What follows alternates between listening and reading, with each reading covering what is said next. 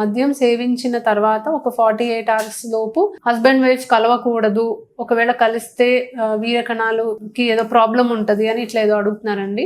Yes, definitely alcohol వల్ల మనకి కొన్ని ఎఫెక్ట్స్ అనేవి చూస్తాము. స్పర్మ్ క్వాలిటీ మీద ఎఫెక్ట్ పడచ్చు, దానివల్ల సంతానలేమి సమస్యలు వస్తాయని అనుకుంటూ ఉంటాము. బట్ ఒక 48 గంటల వరకు హస్బెండ్ వైఫ్ కలవకూడదు అని అయితే ఎక్కడా లేదండి. హస్బెండ్ వైఫ్ కలవడం వల్ల వీరకణాలకి ఏదో ప్రాబ్లం అవుతుంది అని కూడా ఏమీ లేదు. బట్ రెగ్యులర్ గా ఆన్ క్రానిక్ బేసిస్ ఆల్కహాల్ తీసుకోవడం వల్ల స్పర్మ్ క్వాలిటీ డెఫినెట్లీ తగ్గే ఛాన్సెస్ ఉన్నాయి. So sperm count and motility కూడా తగ్గచ్చు.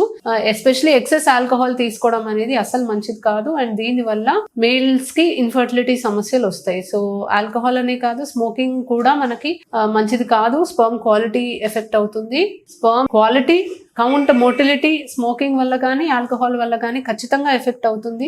ఏజ్ తో సంబంధం లేకుండా ఎఫెక్ట్ అవుతుంది. చిన్న వయసులో వాళ్ళకు కూడా స్మోక్ చేస్తే, ఆల్కహాల్ తాగితే మనకి sperm quality and motility effect అవుతుంది, ఇర్రెస్పెక్టివ్ ఆఫ్ ఏజ్.